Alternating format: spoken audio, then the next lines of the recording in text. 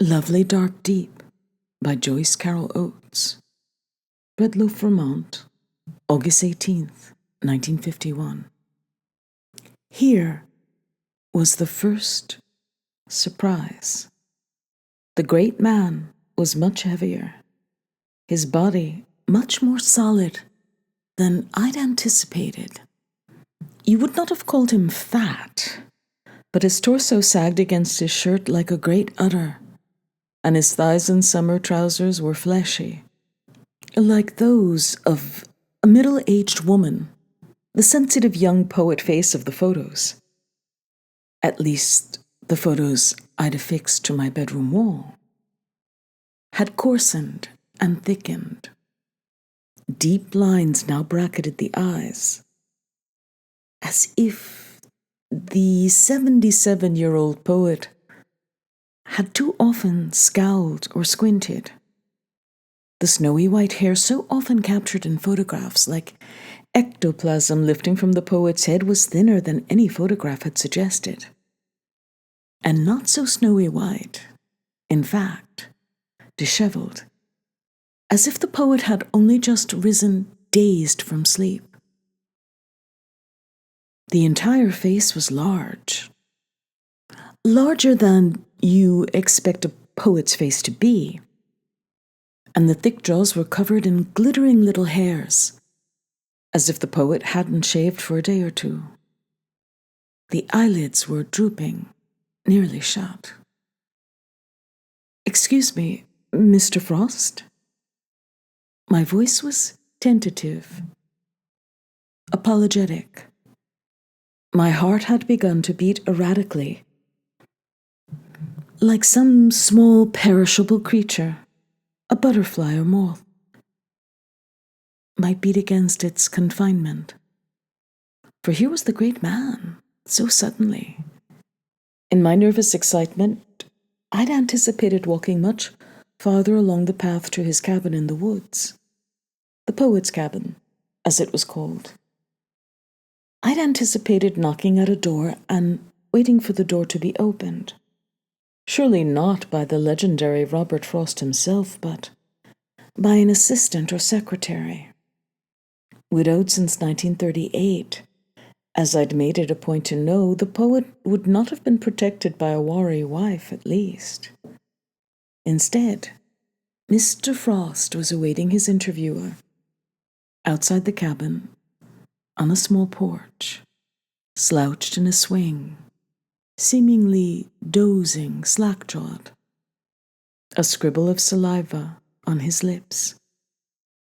In the bunched crotch of his baggy old man trousers was an open notebook, and on the floor of the plank porch was the poet's pencil.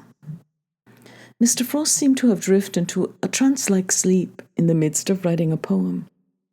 I felt a stab of excitement at such unexpected intimacy, gazing upon Robert Frost asleep. On a table beside the porch swing was a pitcher of what appeared to be lemonade and 2 glasses, one of which was a quarter filled, a strangely loud ticking alarm clock, and a dingy red fly swatter. Like an earnest schoolgirl, I was dressed in a pink, floral print cotton shirtwaist, with a flared skirt that fell below the knee, and I carried a large straw satchel weighed down with books. Tape recorder, notebook, wallet. Out of this straw satchel came now quick into my hands my newly purchased Kodak Hawkeye, for it seemed that Mr. Frost hadn't heard my faltering voice, hadn't opened his eyes. In my shaky hands, I positioned the camera, peered through the viewfinder at the shadowy figure within, with its ghostly white hair, dared to press the shutter. Very carefully, then, I wound the film for the next picture. How strangely vulnerable Mr. Frost looked to me, like an older relative, a father or a grandfather whom you might glimpse lying about the house carelessly groomed and only partly dressed.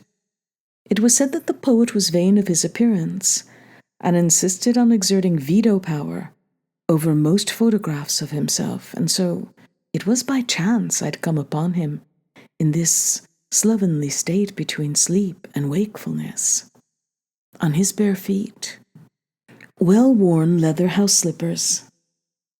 I took 7 surreptitious pictures that afternoon of Mr. Frost, slack-jawed and dozing, on a porch swing. Sold to a private collector, resold to another collector, and one day to be placed in the Robert Frost Special Collections in the Middlebury College Library, discreetly catalogued. Breadloaf, August, 1951. Photographer unknown. It was late in the summer of 1951 when I was 31 years old and a candidate for a master's degree in English at Middlebury College that I drove to Breadloaf Writers' Conference to interview Robert Frost for a special issue of Poetry Parnassus. At that time, I was a promising poet as well as an English instructor at the Privet Academy for Girls in Marblehead, Massachusetts, from which I'd graduated in 1938. Since the fall of 1950, I'd been accepted into the rigorous master's program at Middlebury. It was my hope to advance myself in some way, if only by improving my teaching credentials, so that I might apply for a position at a 4-year college or university. My thesis advisor at Middlebury happened to be, not entirely coincidentally, the director of the Summer Breadloaf Writers' Conference, and he'd encouraged me in both my poetry and my academic studies. Kindly, Professor Diggs had intervened on my behalf with the famous poet, who declined most requests for interviews, at least interviews with unknown parties, and for little-known publications like Poetry Parnassus. I was conscious of the great honor of being allowed to interview Robert Frost, the preeminent American poet of the era, and I prepared with more than my usual assiduousness. This meant reading and rereading virtually all of Frost's poems, many of which, without having intended to, I'd memorized as a schoolgirl. As early as middle school, my grandmother had read to me such Frost poems as The Road Not Taken, The Death of the Hired Man, Birches, Mending Wall, Stopping by Woods, grandmother's personal favorite. My English instructors at the Privet Academy had reinforced my admiration for Frost and for poetry in general. At Berkshire College for Women, I majored in English and published poetry in Berkshire Blossoms, which I edited in my senior year. As a junior instructor in English at Privet, I taught Robert Frost's poetry alongside the poetry of Shelley, Keats, Wordsworth, and Byron.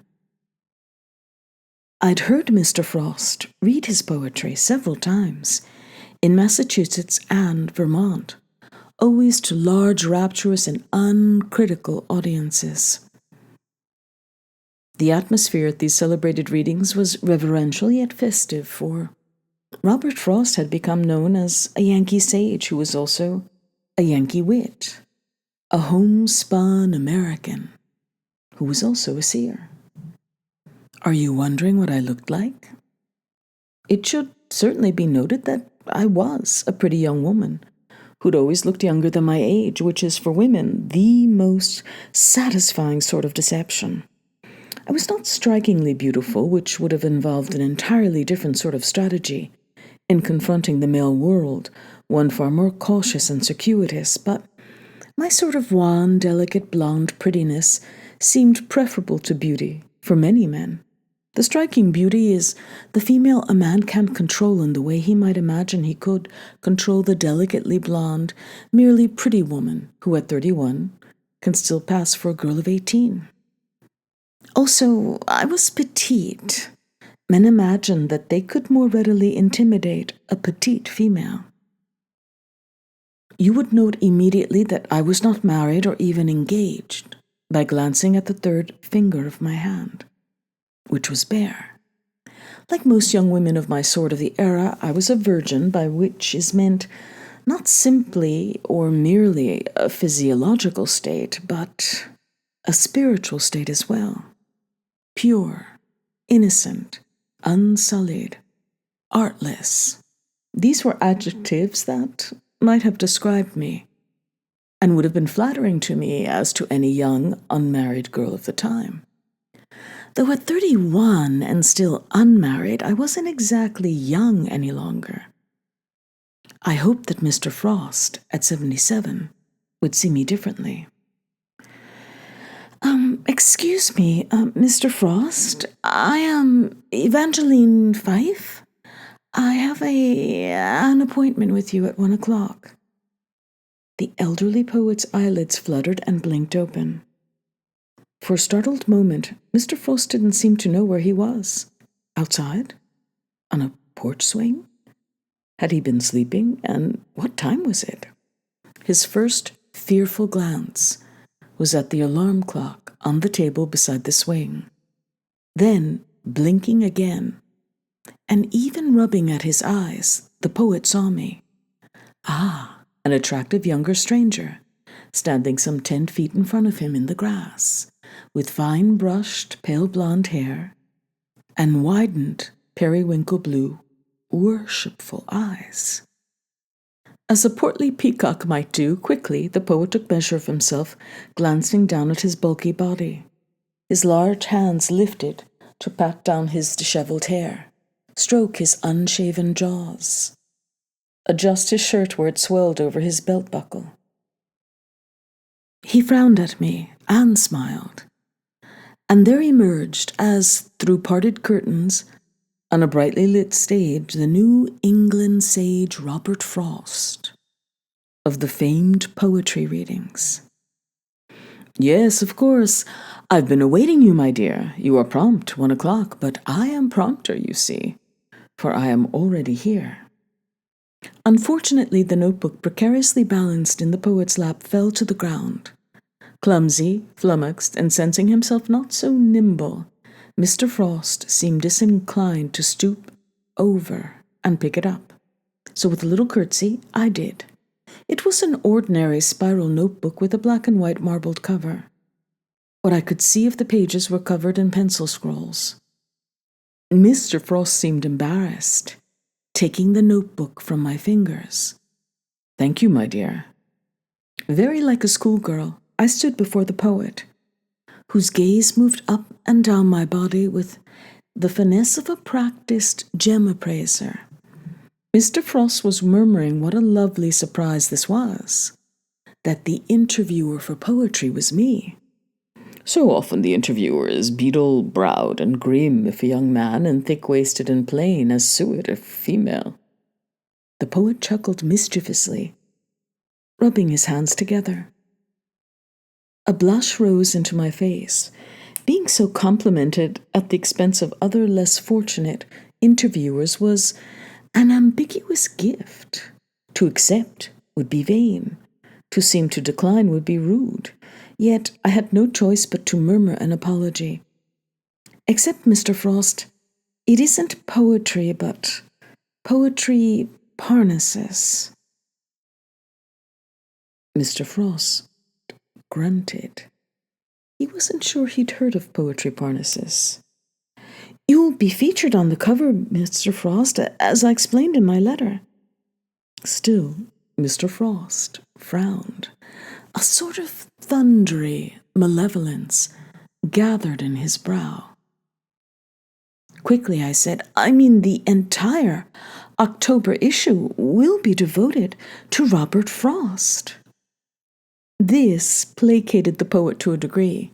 He recovered some of his composure, placing the notebook on the table beside the swing and taking up in a playful manner the red plastic fly swatter. And what did you say your name is, dear? My name is Evangeline Fife. Mr. Frost gazed at me with mirthful eyes. Evangeline Fife. A truly inspired name. Is it authentic or shrewdly invented on the spot to prick the poet's curiosity? What a strange question. My thin-skinned face, already blushing, grew warmer still. My reply was a stammer. I am, My name is authentic, Mr. Frost. As authentic as Robert Frost, eh? This was very clever, or so it seemed to me, for Robert Frost was the ideal name for the individual who created the poetry of Robert Frost. Please, have a seat, dear Miss Fife. Forgive an old man's rudeness for not rising at your approach.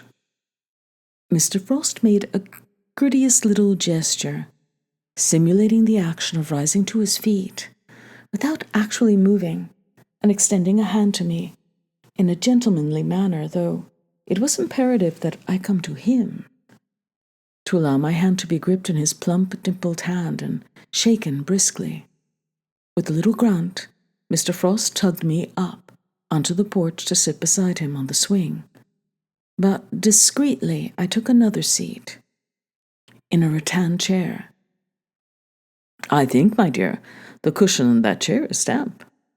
Belatedly I realized that this was so, but I only just laughed airily and insisted the chair was fine, for I did not wish to sit beside the elderly poet on the swing.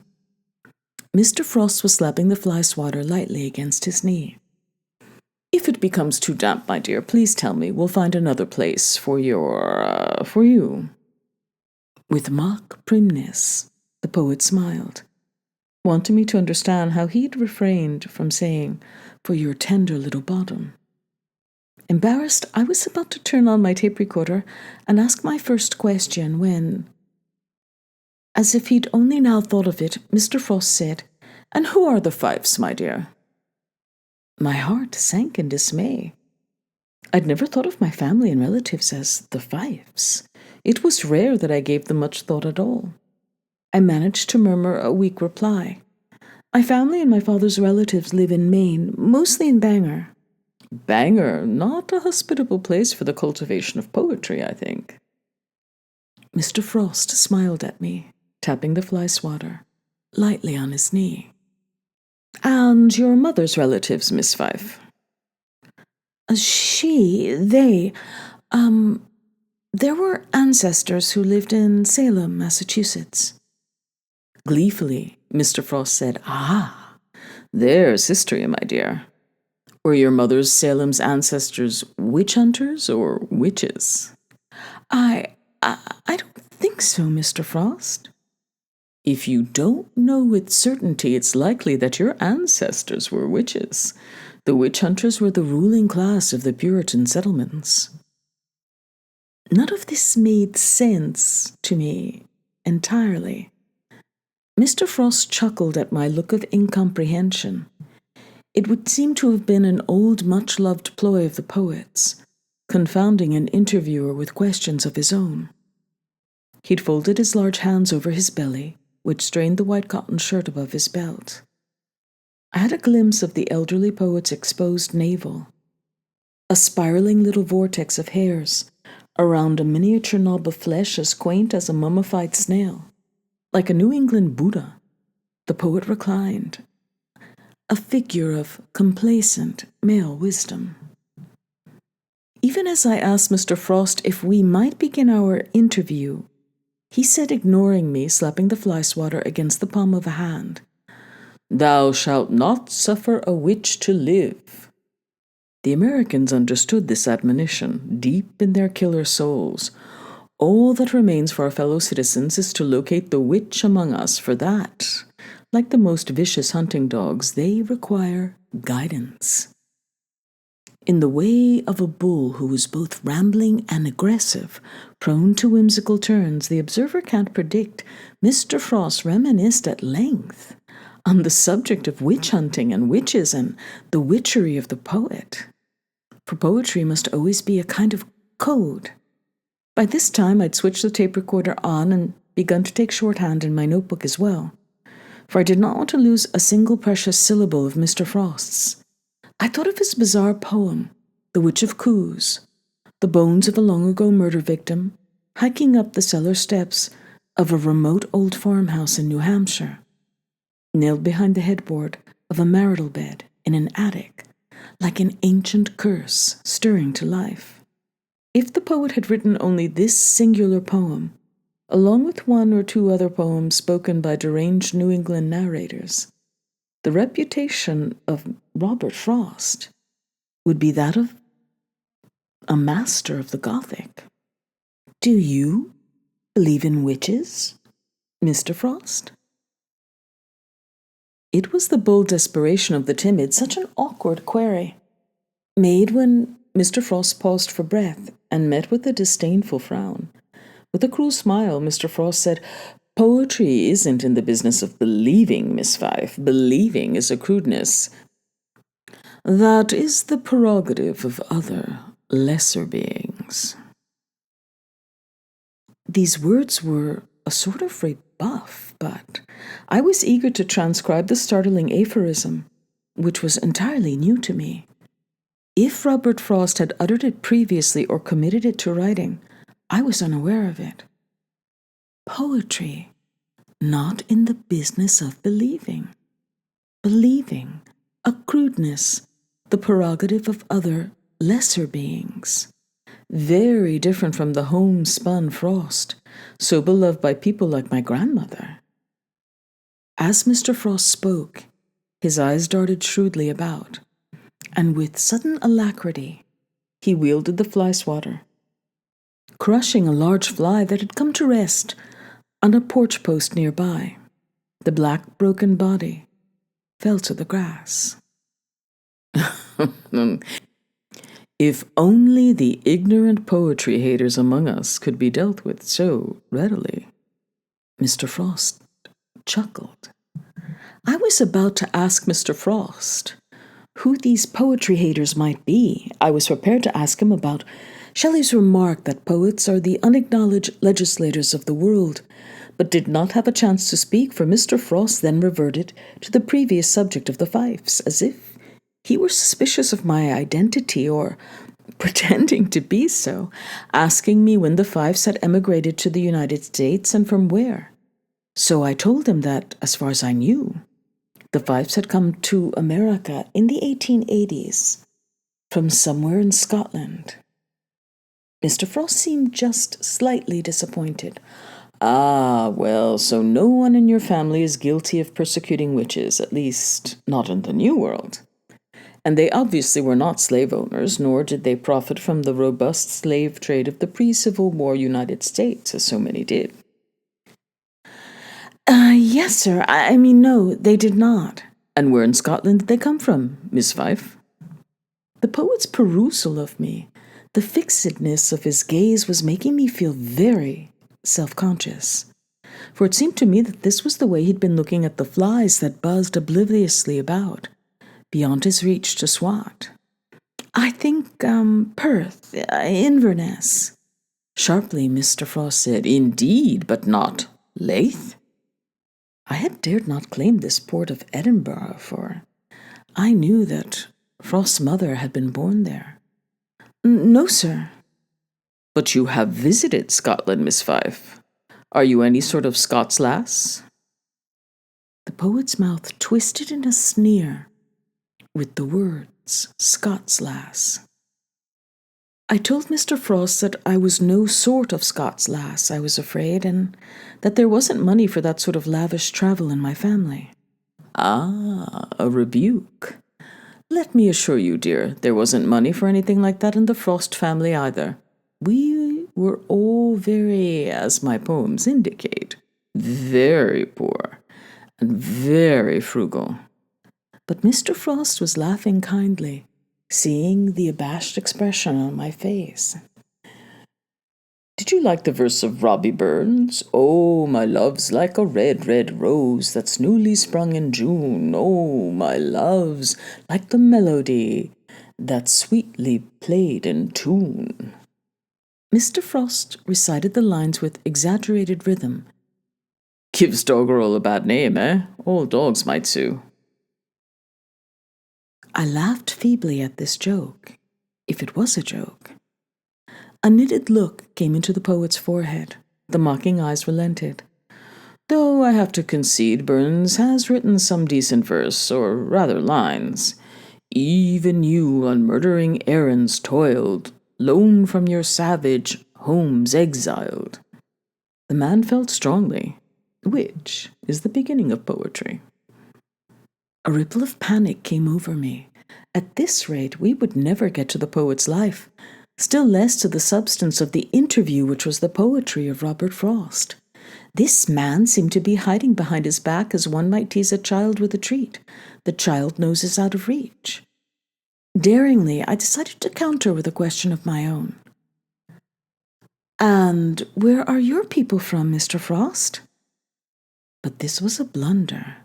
Coldly, he said, "That sort of elementary biographical information you should already know, Miss Fife.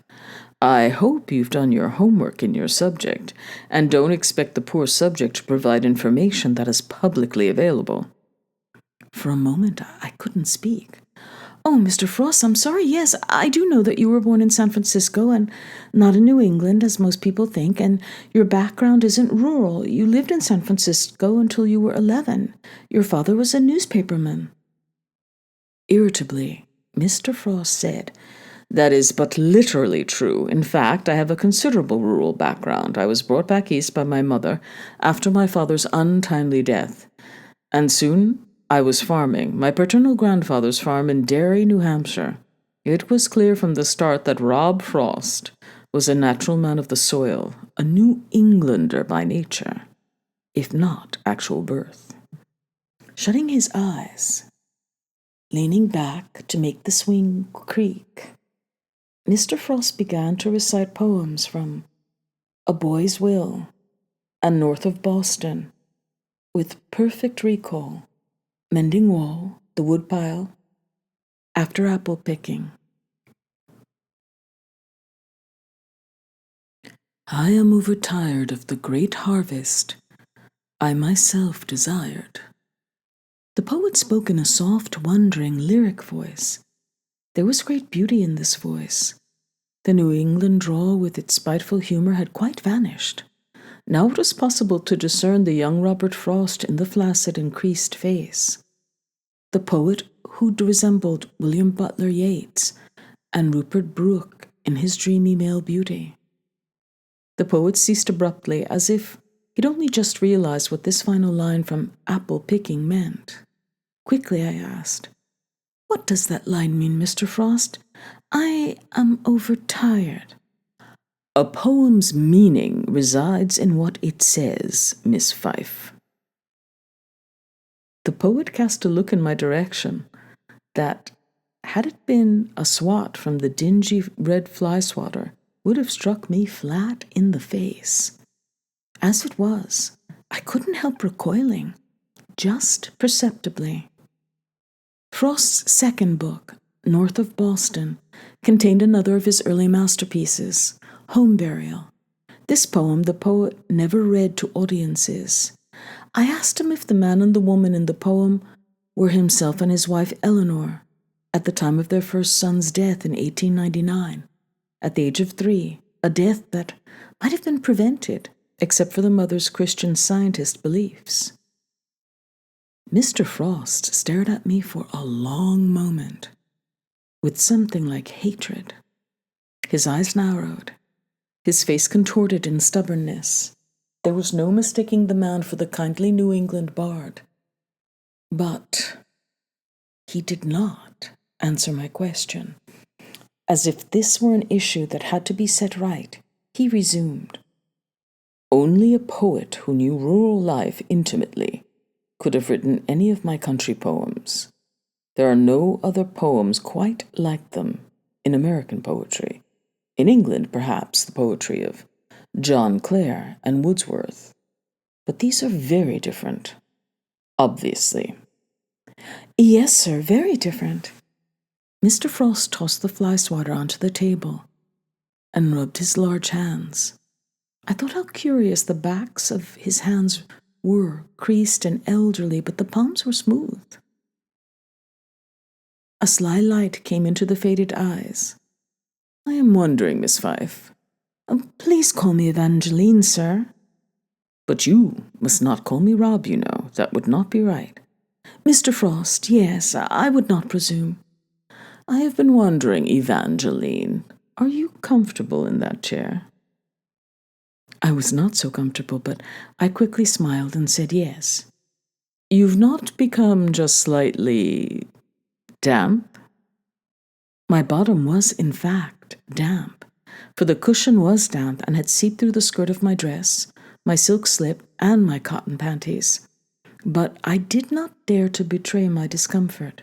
Your bottom, dear, your delightful little bottom, your white cotton panties, are they damp? I hesitated, stunned. I had no idea how to respond to the poet's taunting query. Seeing that he'd so discomfited his interviewer, Mr. Frost laughed heartily. He apologized, though not very sincerely. I'm very sorry, my dear. My late wife chastised me for my coarse barnyard humor. She was very sensitive, of course, but there are females drawn to such humor, I believe. Mr. Frost paused, gazing at me. The faded blue eyes moved along my bare slender legs another time, to my bare slender ankles, lifted again to my legs, my imagined thighs inside the flaring skirt, and the cloth-covered belt cinching my small waist so tightly. A man might fantasize, closing his large hands about it. You might want to change your panties, Evangeline, and take another seat here on the porch. One without a damp cushion. Again, Mr. Frost patted the swing seat close beside him, and again I pretended not to notice. I knew that Mr. Frost was teasing me, yet I had no other recourse than to say with a blush that I couldn't change my panties, since I didn't have another dry pair to put on. Really, my dear, you came to Breadloaf to interview the revered Mr. Frost, but with a single pair of panties? Mr. Frost laughed heartily, seeing how embarrassed I was. Risky, my dear, reckless, for you must know that the notorious womanizer Untermeyer is on the premises, and the young, dashing Ciardi. Mr. Frost peered at me to see how I interpreted this remark. Of course, I had heard of Louis Untermeyer and John Ciardi, both of whom were poet friends and supporters of Robert Frost. And you are a poetess yourself, I believe. Mr. Frost lay back against the porch swing at an awkward angle, as if inviting another to lie back with him. The old swing creaked faintly. His fingers were stretched over his belly, as over a ribald little drum. Or is it the lack of foresight of an innocent virgin? The words innocent virgin were lightly stressed. Seeing that his coarse jesting was meeting with a blank expression in his wanly blonde young woman interviewer, Mr. Frost sighed in an exaggerated sort of disappointment, and may have rolled his eyes to an invisible audience. With a wink, he said, Well, you must be the judge, dear girl, of the degree of dampness of your panties. No one else can make that decision. I quite agree. What did the great man care about panties? I resolved to ignore these lewd remarks, since they were unworthy of a poet of such distinction, though of course my tape recorder was capturing everything Mr. Frost said. My notebook was open to the first page of questions, carefully transcribed in my neat schoolgirl hand, and numbered. But before I could begin, the mischievous old man peered at me again and said, You are a good girl. It seems, Evangeline. I should hope so. And what blue eyes, of the hue of the New England heel-all. Has anyone ever told you? Did Mr. Frost expect me not to know which of his famous poems he was alluding? Shyly, I said, Except if the heel-all is white, Mr. Frost. You are quite correct, my dear. The oblique flirtatiousness of the virgin poetess had taken Mr. Frost somewhat by surprise, an ideal opportunity. The poet was gazing at me as if hoping to be surprised further. And so, In my low, vibratory voice, I recited design. Mr. Frost laughed and took up the fly swatter, striking the porch railing in applause. He couldn't have been more delighted if a small child had recited his poem without the slightest idea of its meaning. "That is my most wicked sonnet, my dear. I'm frankly surprised you would have memorized it." I responded that design was a perfectly executed Petrarchan sonnet that I'd memorized as a schoolgirl years ago, before I understood it. "And did you feel that you understand it now, dear Evangeline?" I was reluctant to take up this challenge. In my dampened underpants, I sat with meekly lowered eyes, turning over a page of my notebook, while on the table the alarm clock continued its relentless tick-tock, tick-tock, which would have been distracting except for the intensity of our conversation. In a more serious tone, Mr. Frost said, "In great poetry, there's always some signatory, a word, a phrase, a break in rhythm, a stanza break, that is unexpected. No ordinary versifier could come up with it. In Emily Dickinson's work, virtually every poem contained the signatory element. In Robert Frost's work, it's to be hoped that many poems do. For you see, my dear, in reciting the poem, you blundered with one word. Wayside. Instead, you recalled the more commonplace roadside." Was this so? I tried to recall, confused. The poet said more kindly than chiding, "If you can't sense the difference between the two words, you are not sensitive to the higher calculus of poetry." "Mr. Frost, I'm sorry. It was a silly mistake." "It was not a silly mistake, but a mistake of the sort most people would naturally make trying to recall a perfect poem. Of course, you could not recall, my dear Evangeline, because you could not have written the poem, as you could not emulate the conditions that gave rise to the poem originally. A lump in the throat, a sense of wrong, a homesickness, a lovesickness." The poet seemed satisfied now. Mr. Frost was the sort of bully very familiar to girls and women, who is fond of his victim even as he is contemptuous of her, whose fondness for her may be an expression of his contempt, like his teasing. He lay back in the swing, fingers folded over the Buddha belly. The sun was shifting in the sky. The afternoon had begun to wane. Overhead, a soughing in the treetops. The ticking of the wind-up clock merged with the cries of crickets in the tall grasses at the edge of the clearing. Uncertain what I should do, I glanced through my notebook pages as Mr. Frost sighed and stirred. He opened a single eye and regarded me quizzically. "In your printed piece, I suppose you will mention the alarm clock, dear Evangeline? It's because I hate watches, you see. Wearing a watch, as fools do, is like wearing a badge of your own mortality." These mordant words I recorded in my notebook. The poem is always about mortality, you see. The poem is the poet's mainstay against death. In the trees overhead, that soughing sound that is both pleasurable and discomfiting, like a memory to which emotion accrues. Except we have forgotten the emotion. Belatedly, Mr. Frost offered me a glass of lemonade, which I poured for myself, and I replenished the poet's glass as well, for Mr. Frost was one of those men who seemed incapable of lifting a hand to serve themselves, still less others.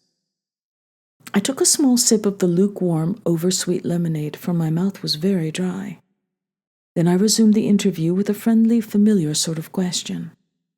"Mr. Frost, will you tell the readers of Poetry Parnassus what you hope to convey in your poetry?" Mr. Frost laughed derisively. "If I hope to convey something, Miss Fife, I would send a telegram." Very good. I laughed and wrote this down. In my schoolgirl fashion, I went through a list of questions aimed to draw from the poet quotable remarks that would be valuable to the readers of Poetry Parnassus. Virtually all of them poets themselves. Mr. Frost leaned back, his hands locked behind his neck, stretched and yawned, and answered my questions in his New England drawl, which was both self-mocking and serious. Countless times the great poet had been interviewed, countless times he'd answered these very questions, which he'd memorized, as he had memorized his carefully thought-out replies. Unlike other poets who would have become restless, irritable, and bored, being asked familiar questions, Mr. Frost seemed to bask in the familiarity, like a religious mystic who never tires of being worshipped. How different this slack-faced old man was from the dreamy-eyed poet in his early 20s on my bedroom wall.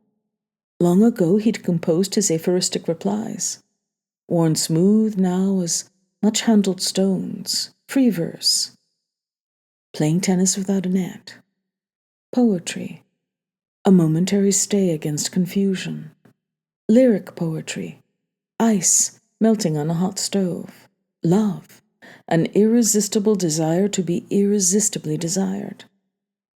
On invitations to poetry festivals, if I'm not the show, I don't go. Opinion of rival Amy Lowell, a fake. Opinion of rival T.S. Eliot, a fake. Opinion of rival Ezra Pound, a fake. Opinion of rival Archibald MacLeish, a fake. Opinion of rival Wallace Stevens, a bric-a-brac fake. Opinion of rival Carl Sandburg, hayseed fake, always strumming his guitar. Everything about Sandburg is studied, except his poetry. From time to time, the Vedic voice took on a sound of Olympian melancholy, as a god might meditate on the folly of humankind from above. Everything I've learned about life can be summed up in 3 words. It goes on. Yet even these somber reflections, the poet presented to the interviewer as one might hold out in the palm of one's hand the most exquisite little gems. And what is poetry, Mr. Frost? Poetry is what is lost in translation. Mr. Frost paused, then continued thoughtfully. A poem is a stream of words that begins in delight and ends in wisdom. But as it is poetry and not prose, it is a kind of music, a matter of sound in the ear. I hear everything I write. This I took up with a canny little query. Do you mean you hear literally, Mr. Frost? Words in your head? Mr. Frost frowned. Though he liked very much to be listened to, he did not like being queried. I speak aloud to myself. The poem is a matter of measured syllables, iambics, for instance, that produce a work of poetry. Abruptly he ceased. What sense did this make?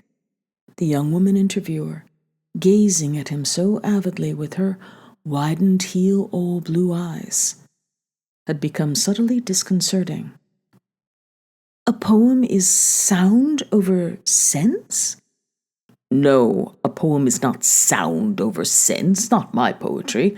The babbling of that pretentious prig Tom Eliot might qualify, or infantile lowercase E. Cummings, but not the poetry of Robert Frost. And again, cannily, I asked, do you ever hear voices, Mr. Frost, as you are composing your poems? Mr. Frost frowned. The large jaws clenched. A look of something like fright came into the faded, icy blue eyes. No, I did not ever hear voices. The poet is not, as Socrates seemed to believe, in the grip of a demon. The poet is in control of the demon. But there is a demon. No, there is not a demon. This is a way of speaking metaphorically. Poetry is the speech of metaphor. Mr. Frost was frowning at me dangerously, yet I persisted with my innocent questions. But, Mr. Frost, what is metaphor?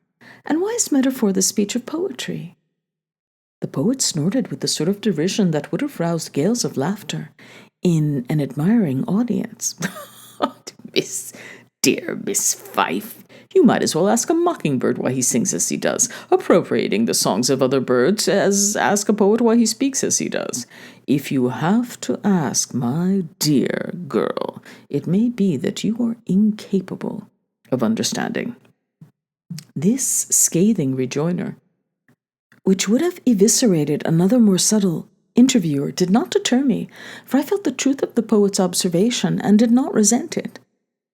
But you have never heard voices, and you've never claimed to have second sight? I pressed these issues, for I knew that Mr. Frost would not volunteer any truth about himself that might detract from his image as the homespun New England bard. Miss Fife, I've told you, no. And you've never had second sight? Scornfully, Mr. Frost asked. What is second sight?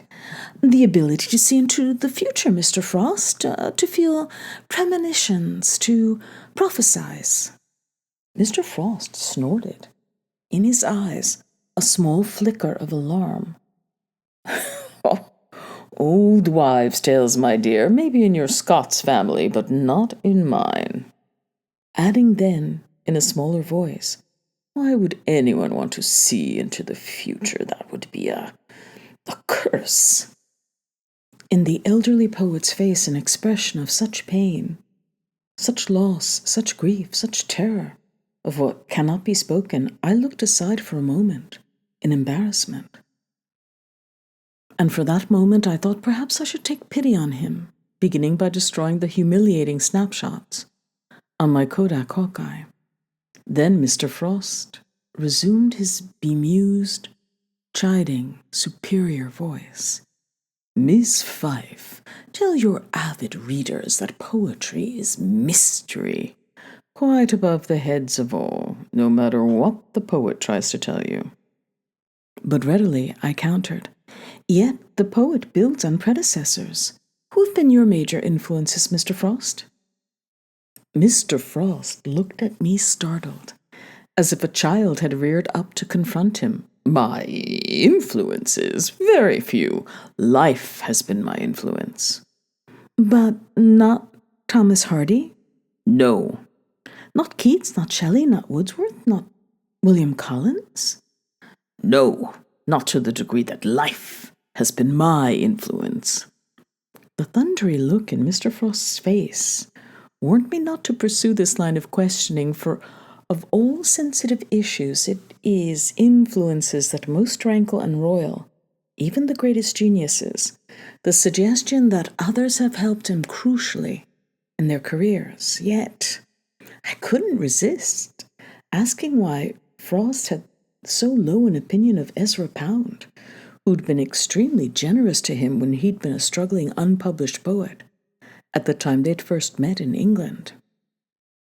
Mr. Frost shut his eyes and shook his head vigorously.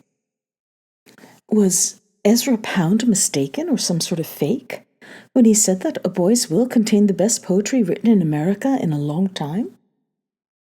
Mr. Frost's eyes remained shut, but his large lined face sagged in an expression of regret.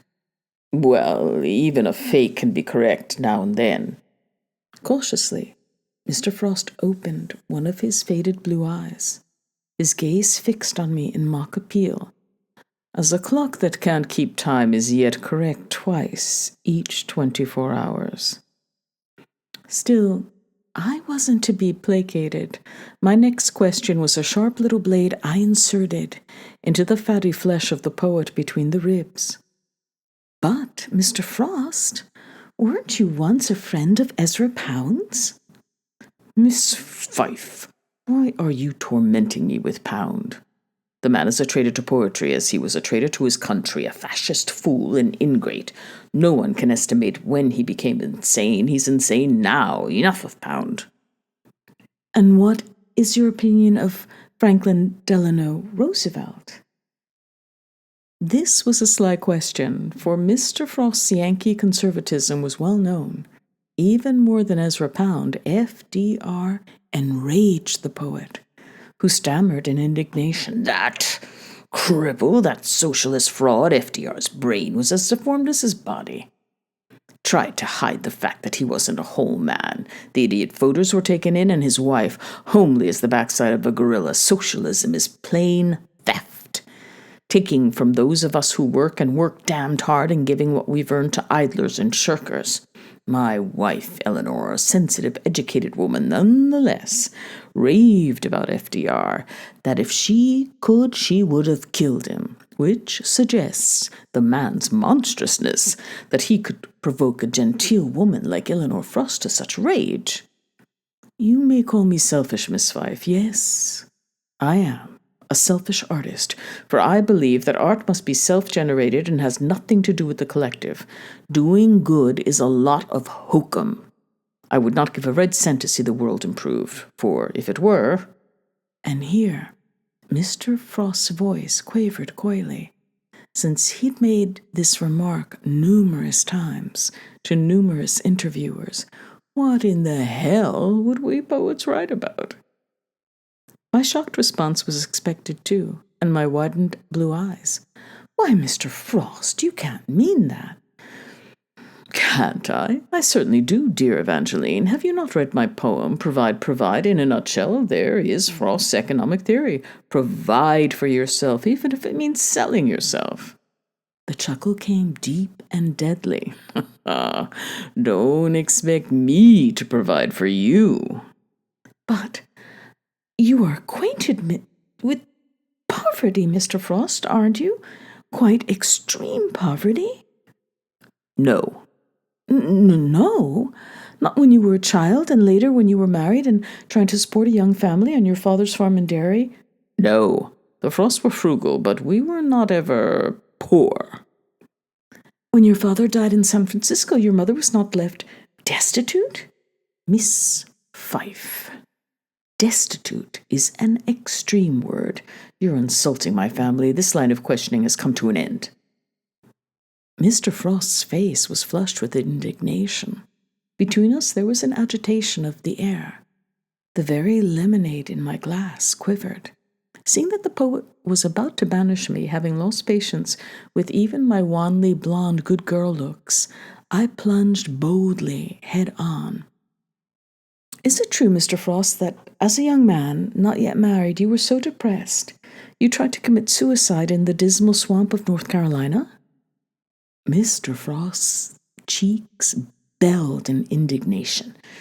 Dismal swamp! Who's been telling you such slander? It is not true. Didn't you suspect that Eleanor had been unfaithful to you, and so you wanted to punish her and yourself in a romantic gesture? Ridiculous. It's for effete poets like Hart Crane to commit suicide, or utter fakes or failures like Chatterton and Vachel Lindsay, not whole-minded poets. A man with a wife and a family to bind him to the earth doesn't go gallivanting off and kill himself. But your poems are filled with images of darkness and destruction, Mr. Frost. The woods that are lovely, dark, and deep. Except that the reader has promises to keep and miles to go before I sleep. The poem is obviously about a yearning to die, but a resistance to that yearning, and a regret over the resistance. Bolder dash, Miss Fife. Though you are a pretty lass, you are also a hysterical female, reading into poems nasty little messages that aren't there. Vehemently, the poet spoke, and not very coherently. The reddened face swelled and throbbed, and yet I persisted. Why don't you ever read your dark poems to audiences, Mr. Frost? Why only your perpetual favorites, which audiences memorized in school? Are you afraid that they will be offended by the darker, more difficult poems, and wouldn't applaud you as usual, wouldn't give you standing ovations, wouldn't buy your books in such great numbers? Flush-faced, Mr. Frost told me that I had no idea what I was saying and that I'd better turn off the damned tape recorder or he would smash it. Enough! This ridiculous interview is concluded. I suggest that you leave now, exactly the way you crept in. Yet daringly, I asked Mr. Frost about his patriotic poem of 1942, The Gift Outright, with its remarkable line, "The land was ours before we were the land's." Could you explain to the readers of Poetry Parnassus what this astonishing statement means? Mr. Frost had taken up the dingy red plastic fly swatter and was tapping it restlessly against the swing railing. His voice was heavy with sarcasm. "Assuming the readers of Poetry Parnassus can comprehend English, I see no reason to explain a single word." Mr. Frost, this is indeed a provocative statement. Damn you, Fife, what are you getting at? Frost is not provocative. Frost is consoling. Audiences have loved The Gift outright, whether they understand it or not. The poem tells us that our ancestors who settled the New World were of the land in a way that later generations can't be, because we are American citizens, and that the land, our country, America, is a gift outright. It is ours. Seeing the expression on my face, which was one of utter transparency, the poet said irritably, "Is it each individual word that perplexes you, Miss Fife, or their collective meaning?" Mr. Frost, the collective meaning of your poem seems to endorse manifest destiny, the right of American citizens to claim virtually all of North America. It totally excludes Native Americans, the numerous tribes of Indians who lived in North America long before the European settlers arrived, British, Spanish invaders, Caucasians. Mr. Frost cast me a smile of glaring incredulity. "Miss Fife, for God's sake, are you seriously suggesting that Indians are Native Americans?" "Yes, they are human beings, aren't they?" "Human, but primitive. Beings, but closer to the animal rung of the ladder than to our own." Mr. Frost tapped the fly swatter on his knee, with a dangerous squint of his eye. "You may put in your interview, Miss Fife, that Robert Frost believes in civilization, which is to say Caucasian civilization." "But Mr. Frost, the indigenous people you call Indians were the original Native Americans. Caucasians from the British Isles and from Europe came to this continent as settlers, explorers, and tradesmen, with no respect for the Native Americans living here. They appropriated the land, exploited, and attempted genocide against the natives, and are doing so even now in less obvious ways in many parts of the country. And your poem, The Gift Outright, which might have addressed this issue with a poet's sharp eye, instead—" Smirking, Mr. Frost interrupted with a sudden slap of the fly swatter. "Miss Fife, genocide is a pretty highfalutin term for what our brave settlers did. Conquered the wilderness, established a decent civilization." "But there was not a wilderness here. There were Indian civilizations living on the land. Of course, the original inhabitants were not city dwellers. They lived in nature, but surely they had their own civilizations, different from our own." How surprised Mr. Frost was by the passion with which I spoke. "Mr. Frost, is it possible that your audiences have been deceived? That you aren't a homespun New England bard, but something very different? An emissary from dark places, an American poet who sees and defends the very worst in us without apology, in fact, with a kind of pride." "And what is wrong with pride, Miss Fife?" A fierce light shone in the poet's faded blue eyes. His breath came audibly and harshly, but the interviewer was suffused with a sort of ferocity too, squaring her slender shoulders, leaning forward so that her pale blonde hair fell softly about her face. daring to inquire, in her throaty, thrilled voice that hardly seemed the voice of a young virginal woman. "Did you not once say, Mr. Frost?" Imagining that your remark wouldn't be recorded, that you'd have liked never to see your children again, those who were living at the time, and causing you so much trouble, that they are accursed. "I did not say that. Who's been spreading such lies? I did not." "You've written about this in your sly-coded poems. Your inability to feel another's pain, your inability to touch another person.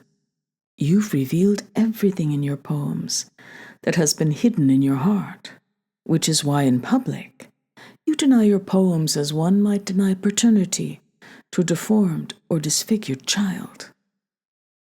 Frost uttered these words formally, as if the statement should be sufficient to persuade the interviewer, but the statement did not have the desired effect. "This is false. This is wrong. I have tried to explain." Mr. Frost drew a deep breath, shut his eyes tight, and began to recite through clenched jaws. "To be too subjective with what an artist has managed to make objective is to come upon him presumptuously, and render ungrateful what he in the pain of his life had faith he'd made graceful." Mr. Frost, what do those words even mean? That those who see in your poetry something of the terribly flawed and dishonest man who wrote the poems are charged with being ungraceful? While the poet, who feeds like a vampire on the lives of others, is imagined as being graceful? But that's what poetry is. Not all poetry. Not all poets. The subject today is you. I have no reply to that, miss." The fly swatter had fallen from the poet's fingers onto the ground. His fingers appeared frozen, claw-like, as if cramped. "Whoever you are, and wherever you are from, hell." "Do you believe in hell, Mr. Frost?" I think that I do. I believe this is hell, nor am I out of it. That grim and beautiful line of Marlowe's I do believe." This concession, rare for the poet, failed utterly to placate the interviewer, who pursued her panting quarry like a huntress, and showed him no mercy. "Mr. Frost, do you remember when your daughter Leslie was 6 years old? When you were still a young man, a young father, living on that wretched farm in Derry, New Hampshire, you woke your daughter with a loaded pistol in your hand, and you forced the terrified child to come downstairs in her nightgown and barefoot to the kitchen, where the child saw her mother seated at the table, her hair in her face, weeping.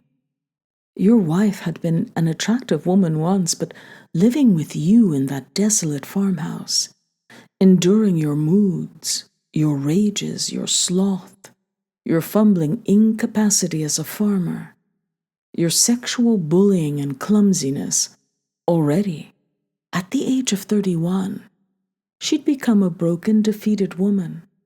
You told the child Leslie that she must choose between her mother and her father, which of you was to live and which to die. By morning, only one of us will be alive." "No, that did not happen. It did not." Yet, Leslie remembers it vividly and will reproach you with the memory throughout your life, Mr. Frost. Is she mistaken? "My daughter is, yes, mistaken. My eldest daughter hates me without knowing me. She has never understood me." "And what of your daughter, Irma, committed to a mental hospital? Why did you give up on Irma when you might have helped her more? Were you exasperated and disgusted by her as an extreme form of yourself?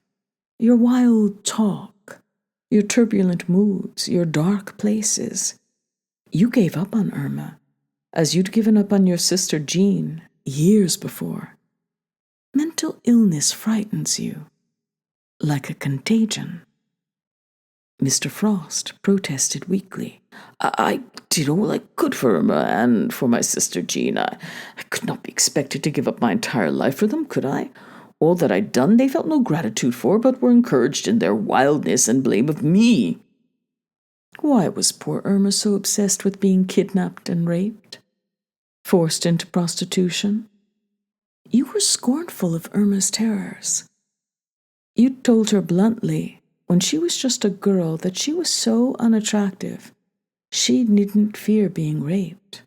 No man would be interested in her sexually. She wasn't worth 20 cents a throw. Later, to Robert Lowell, you said laughingly that Irma Frost couldn't have made a whorehouse. That is not true. That is a lie, slander. Lowell was a sick, distressed person. I spoke to him in a way to lift his spirits, to entertain him. He thought that he was bad, but old Frost was badder. But none of it was meant to be taken literally. And your son, your only surviving son, he'd said, "My father is ashamed of me. My father does no more than glance at my poetry and push it aside." He'd said, "Sometimes I feel tight-strung like a bow. I feel that I must be shot, straight to the heart of." And your son's voice would trail off, and he would hide his face in his hands. The interviewer spoke in a soft, condemning voice. The poet stared at her, uncomprehending. Small hairs stirred at the nape of his neck. It was very hard for him to draw breath. Barely he managed to stammer. Who is he? Who are you speaking of?" In desperation, he snatched up the poetry book in both hands, as if to shield himself with it. "Mr. Frost, you know that he burnt his poetry. 15 years of poems. You thought so little of him, you never gave him permission to live. He was always your son. You never relinquished him, though you never loved him. He was 38 when he died of a gunshot wound to the head. He seemed much younger, as if he'd never lived. All he wanted was approval from you, a father's blessing, but you withheld it. I've told you I don't know who you are talking about." "Your son, Mr. Frost. Your son, Carroll, who killed himself." "My son did not kill himself. He died of a regrettable accident." "Your son, you named with a ridiculous girl's name for some whim of yours. He was so unhappy with Carroll, he changed it to Carroll with 2 R's and 2 L's, to your displeasure. It was too late. The damage had been done. In his poetry, he wrote of how you'd sucked the marrow out of his bones.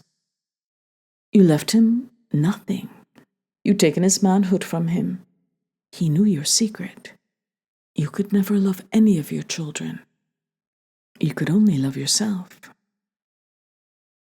Frost shook his massive head from side to side, frowning. I love Carroll. He knew." "You never told him you loved him. He didn't know." "Carroll was weak, immature. He was not a man. How then could he write genuine poetry? He was a versifier. His best poems were pale imitations of mine. He was a child who traced drawings in Crayola. His rhymes were stolen from mine. Though, snow, slow, near, seer. Worse were his poems in which he attempted vers libre." With the verb of a litigator arguing his case, the poet spoke with a righteous sort of confidence. "My son thought that no one loved him. Pitiful, his mind was one cloud of suspicion. His cloud became our cloud. Well, he took his cloud away with him. We never gave him up. He ended it for us. The protracted misery and obstinacy of a failed life." A brooding moment, and then, "It was an error to marry, initiating a sequence of worse errors, the Frost children. Soon it came to me, though I thought I'd kept it a secret, that I didn't care in the slightest if I ever saw any of them again. At least, after my dear daughter Marjorie died, her I did love. I loved very much, yet what good was my love? I could not save the beautiful girl. She died as the child of anyone might have died. A disappearance, the only other sounds the sweep of easy wind and downy flake. Nothing more in nature than that, of grief. A poet ought not to marry and procreate. That was the fear of my wife, Eleanor. She would drag me down into her mortality, and we would make each other miserable. Which we did. Poetry is more than enough of procreation. Life is the raw material, like dough. But it is only raw, and it is only dough. No one cares to eat mere dough. The poet's large sagging face contorted into a look of sheer disdain. Astonishingly, he reared up onto his legs, which barely held his bulk. The porch swing creaked in protest. The notebook fell from his lap onto the grass.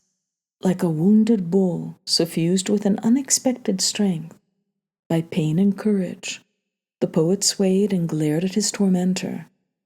He was stricken, but he would not succumb. His enemies had assailed him cruelly and shamefully, as they had throughout his beleaguered life, but he would not succumb. You, whoever you purport to be, an interviewer for a third-rate poetry journal, what do you know of me? You may know scattered facts about my life, but you don't know me. You haven't the intelligence to comprehend my poems any more than a blind child could comprehend anything beyond the braille she reads with her fingertips. Only just the raised words, nothing of the profound and ineffable silence that surrounds the words. Taken by surprise, the young blonde interviewer stumbled to her feet also, a deep flush in her face. In dampened undergarments and floral pink shirtwaist, she gripped the straw bag and backed away in alarm. Jabbing at this adversary with his forefinger, the enraged poet charged, "You are nothing. People like you don't exist. You've never been called the greatest American poet of the 20th century. You've never won a single Pulitzer Prize, let alone several Pulitzer Prizes, and you never will. You have never roused audiences to tears, to applause, to joy. You've never roused audiences to their feet in homage to your genius. You're barely qualified to kiss the hem of genius, or another part of the poet's anatomy. All you can do, people like you, contemptible little people, spiritual dwarves, is to scavenge in the detritus of the poet's life without grasping the fact that the poet's life is of no consequence to the poet. You snatch at the dried and outgrown skin of the snake, the husk of a skin the living snake will cast off as he moves with lightning speed out of your grasp. You fail to realize that only the poetry counts, the poetry that will prevail long after the poet has passed on, and you and your ilk are gone and forgotten, as if you never existed." The poet stumbled down the porch steps, not quite seeing where he was going. Something glaring was exploding softly. The sun? Blazing, blinding light? Overhead, an agitated soughing in the trees. He had banished her, the demon. His deep, creased face was contorted with rage. The faded icy blue eyes were sharpened like ice picks. In the grass, the poet's legs failed him. He began to fall. He could not break the momentum of his fall, a fall that brought him heavily to the ground. All his life, he'd been eluding the petty demons that picked at his ankles, his legs, the petty demons that whispered curses to him, that he was bad, he was wicked, he was cruel. All his life they tried to elicit him, to injure himself as his only surviving son, Carol, had injured himself, and succumbed to madness. In the vast reaches of the dismal swamp, he'd first seen the demons clearly and retained the vision through the decades. He had blundered, but he had escaped in time. He was not going mad, but madness swept through him like a powerful emetic. Somehow, he was lying in the grass. Gnats flung themselves against his damp eyes. He'd fallen from a great height, like a toppled statue, too heavy to be righted. His fury was choking him, like a towel stuffed down his throat. Somewhere close by, a clock was ticking loudly, mockingly. He would have grabbed hold of the damned clock and thrown it, but the taunting girl interviewer had vanished. His notebook, precious notebook. It had slipped from his fingers. He strained to reach it, to hold it against his chest. Strangely, it seemed that he was suddenly bare-chested, the shame of his soft, slack torso, the udder-like breasts, exposed to all the world. He could not call for help. The shame was too deep. The poet was not a weakling to call for help. The obstinacy of his aging flesh had been a source of great frustration to him, and shame. But he had not succumbed to it, and he would not. Just barely, the poet managed to seize hold of a corner of the notebook. The strain of so reaching caused him to tremble, to quaver. Yet, he drew the notebook to him and pressed it against his chest. His loud thumping heart would be protected from harm, from the assault of his enemies. For here was his shield, as in antiquity. The warrior has fallen, but is shielded from the pain of mortality. Mr. Frost? Oh, Mr. Frost! Already they'd found him. He'd scarcely had time to rest. He was unconscious, yet breathing. The great poet had fallen in wild grass, in front of the poet's cabinet at Breadloaf, Vermont, in a languorous late afternoon in August, 1951. Yet, the poet was breathing. No mistaking this. The poet was breathing.